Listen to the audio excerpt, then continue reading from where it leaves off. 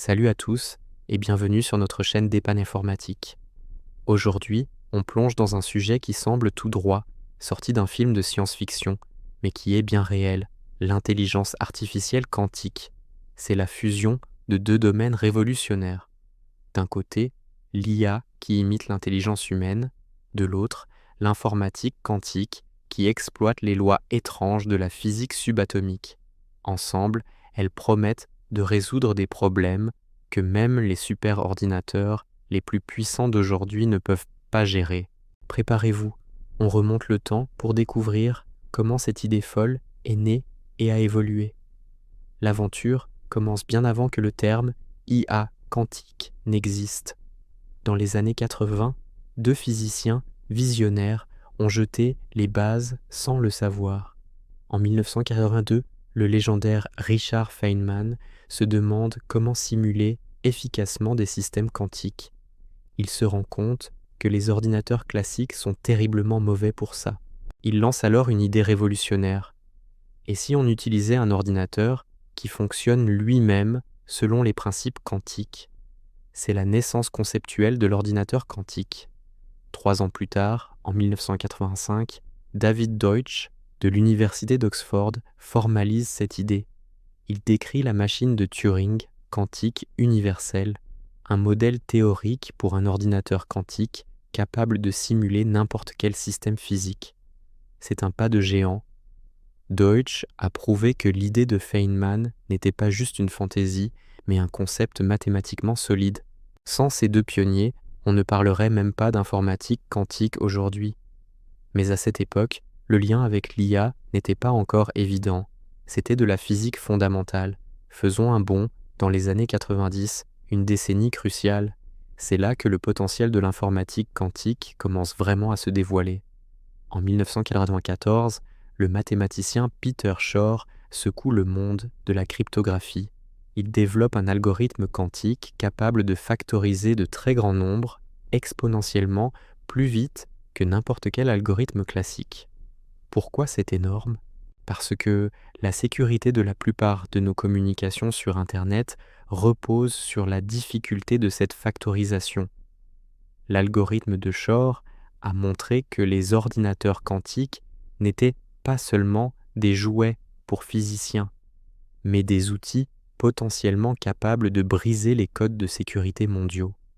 2 ans plus tard, en 1996, Love Grover, un chercheur des laboratoires Bell, propose un autre algorithme révolutionnaire. L'algorithme de Grover permet de rechercher dans une base de données non triée beaucoup plus rapidement qu'un ordinateur classique. Imaginez chercher un nom dans un annuaire téléphonique où les noms ne sont pas classés par ordre alphabétique. Un ordinateur classique devrait vérifier chaque entrée une par une. L'algorithme de Grover accélère considérablement cette tâche. C'est là que le lien avec l'IA commence à se tisser. De nombreux problèmes d'IA, comme l'optimisation ou la recherche, ressemblent à cette quête dans une immense base de données de solutions possibles. Le début des années 2000 marque la naissance officielle de l'IA quantique. Les chercheurs commencent à se demander « Et si on appliquait ces nouveaux outils quantiques aux problèmes d'intelligence artificielle ?» En 2008, un article fondateur est publié par les physiciens Hartmut Neven, Vassil Denchev et Jordi Rose, qui travaillaient alors chez D-Wave Systems.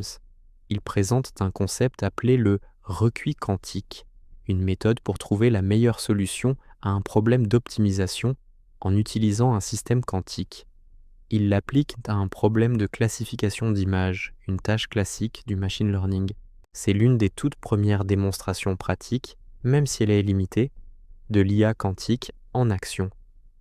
En 2009, l'équipe de Seth Lloyd, Patrick Rebentrost et Massoud Mohseni publie un article qui va faire grand bruit. Il montre comment l'algorithme HHL, nommé d'après ses inventeurs Aram Haro, Avinathan Hasidim et Seth Lloyd, pourrait accélérer de manière exponentielle la résolution de systèmes d'équations linéaires. Or, ces systèmes d'équations sont au cœur de très nombreux algorithmes de machine learning, notamment les machines à vecteurs de support ou SVM. C'est une percée théorique majeure. Elle suggère que les ordinateurs quantiques pourraient un jour rendre l'entraînement de certains modèles d'IA incroyablement plus rapide. Puis, la décennie 2010 a vu une véritable explosion de la recherche.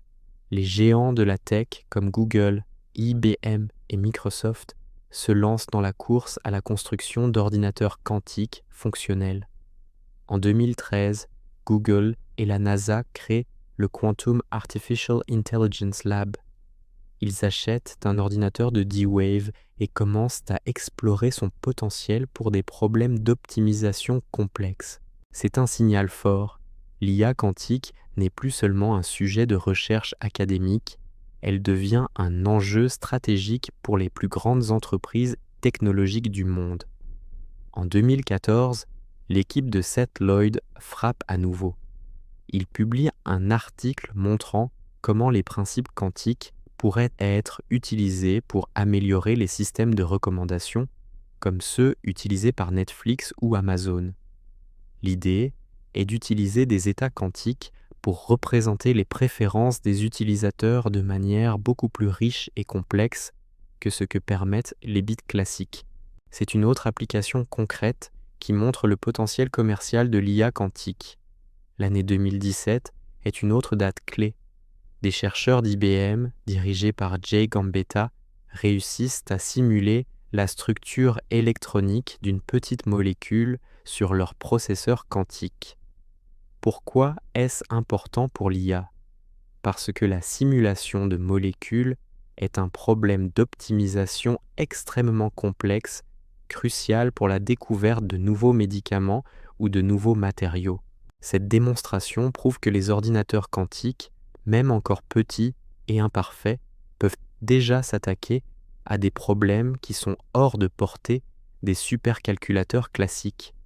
C'est un exemple parfait de la convergence entre la simulation quantique et les problèmes d'optimisation que l'IA quantique cherche à résoudre. Puis arrive 2019, l'année de la suprématie quantique. Google annonce que son processeur quantique, baptisé Sycamore, a effectué en 200 secondes un calcul qui aurait pris 10 000 ans au plus puissant des superordinateurs. L'annonce a déclenché un énorme débat. IBM a contesté le chiffre, affirmant que le même calcul pouvait être fait en 2 jours et demi avec un superordinateur classique bien programmé. Mais peu importe le chiffre exact, le message était clair. Les ordinateurs quantiques ont atteint un niveau de puissance où ils peuvent, pour certaines tâches très spécifiques, surpasser les ordinateurs classiques. C'était une étape psychologique cruciale pour tout le domaine. Depuis, la recherche s'est intensifiée. Les chercheurs ne se concentrent plus seulement sur les algorithmes, mais aussi sur comment les implémenter sur les machines bruyantes et imparfaites que nous avons aujourd'hui. C'est ce qu'on appelle l'ère des NSQ, pour Noisy Intermediate Scale Quantum. L'un des domaines les plus prometteurs est celui des réseaux de neurones quantiques, ou QNN. L'idée est de créer des réseaux de neurones où certaines parties du calcul sont effectuées par un processeur quantique. Maria Schuld, une chercheuse pionnière dans ce domaine, a largement contribué à développer les fondations théoriques de ces modèles hybrides. Elle a montré comment on pouvait entraîner ces réseaux en utilisant des techniques inspirées du machine learning classique. Aujourd'hui, nous sommes à un tournant. Les ordinateurs quantiques comptent de plus en plus de qubits et leur qualité s'améliore constamment. Les startups dédiées à l'IA quantique se multiplient et les applications potentielles sont vertigineuses. On parle de concevoir des médicaments sur mesure en simulant des interactions moléculaires, de créer de nouveaux matériaux aux propriétés incroyables, d'optimiser les flux logistiques mondiaux pour réduire les coûts et l'empreinte carbone, ou encore de révolutionner la finance en créant des modèles de risque beaucoup plus précis. L'histoire de l'IA quantique est celle d'une convergence progressive. Elle est partie de la physique théorique pure avec Feynman et Deutsch, a trouvé ses premiers algorithmes clés avec Shor et Grover, puis a été appliqué au machine learning par des pionniers comme Neven et Lloyd pour enfin devenir un enjeu industriel majeur porté par des géants comme Google et IBM. Ce n'est que le début d'une nouvelle ère de l'informatique. Les défis restent immenses, notamment la correction d'erreurs quantiques et la construction de machines à grande échelle. Mais la trajectoire est claire. Le voyage qui a commencé avec une simple question posée par Richard Feynman il y a 40 ans nous mène vers un futur où l'IA et le quantique, ensemble, pourraient redéfinir les limites de ce qui est possible. Merci d'avoir regardé cette vidéo jusqu'au bout. Si ce voyage dans le futur de la technologie vous a plu, n'hésitez pas à laisser un pouce bleu, à vous abonner à la chaîne et à activer la cloche pour ne manquer aucune de nos prochaines explorations. On se retrouve très vite pour une nouvelle vidéo